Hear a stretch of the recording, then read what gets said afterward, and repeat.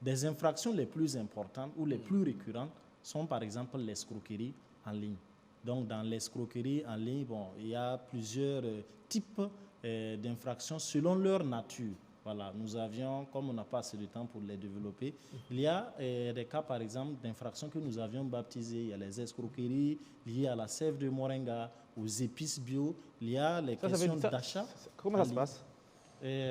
Ok, par rapport à la sève de moringa et tout ça. Comment la sève de moringa, par exemple, vous recevez généralement un appel d'une personne, voilà, qui se fait déjà passer pour un étudiant qui réside actuellement, par exemple en France, mais qui vous a connu dans le temps. Malheureusement, voilà, il utilise des éléments pour vous convaincre, voilà, au regard de la familiarité. Nécessairement, vous n'allez pas vous rappeler, mais vous allez accepter pour suivre donc la conversation.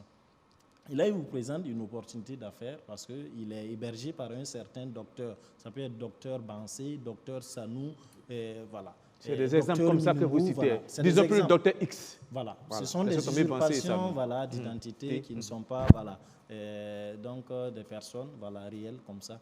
Et bien évidemment, qui va s'entretenir avec vous pour vous exprimer un besoin d'acquisition de sève de moringa qui n'existe pratiquement pas, malheureusement. Donc, généralement, c'est 700 litres de sève.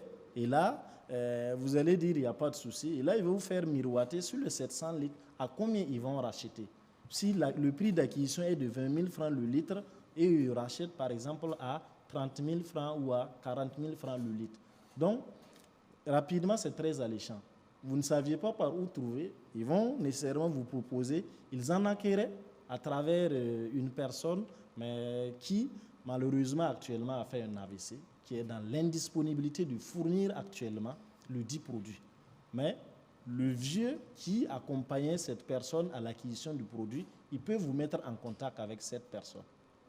Alors, dès lors que vous appelez cette personne, bien évidemment, la personne va demander d'après l'ancienne personne qui va l'appeler pour l'acquisition.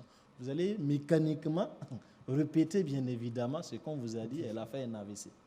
Et là, il va vous rassurer qu'il peut trouver effectivement le produit, mais le produit n'existe pas dans sa zone.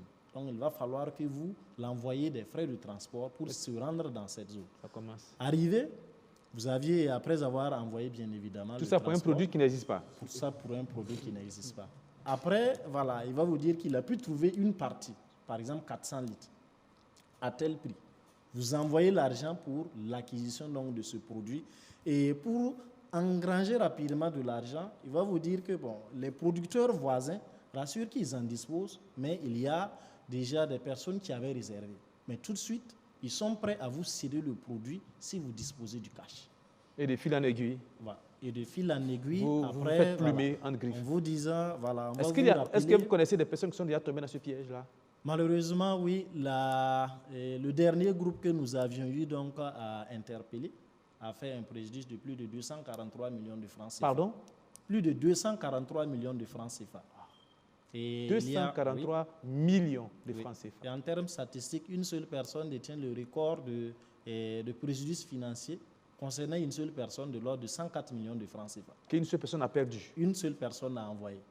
Donc, il y a assez de scénarios qui est monté derrière. Après, on va vous demander des frais phytosanitaires parce que les bidons dans lesquels les produits ont été conditionnés ne répondent pas aux normes. Après, ça va être les services de police ou les services, donc, plusieurs services qui les auront arrêtés et que, ces produits ne répondent pas. Est-ce que vous êtes arrivé à mettre la main sur certains indélicats?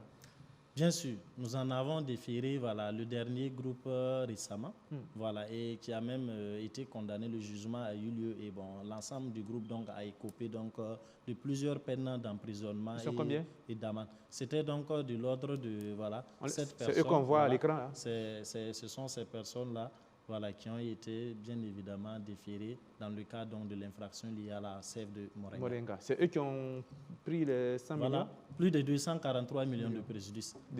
Et ils sont au Burkina, c'est depuis le Burkina qu'ils opèrent? Oui, depuis le Burkina qu'ils opèrent, mais il faut noter que généralement, il y a assez de démembrement au niveau extérieur. Et là, certains produits financiers sont renvoyés avant de revenir, parce que également ils savent que nous les suivons et dans le circuit donc financier, ils essaient donc de pouvoir masquer l'argent en vue de le réintroduire. Parce que par exemple, eux, ils réinjectaient cet argent donc dans l'économie. Donc ils faisaient donc ce qu'on appelle du blanchiment donc, du capitaux. Voilà. Et il y a une boutique par exemple de vente de lubrifiants qui a été par exemple scellée. Ah d'accord, mais là vous êtes en train de démontrer votre efficacité, on ne le savait pas, vous faites du beau travail, bravo déjà.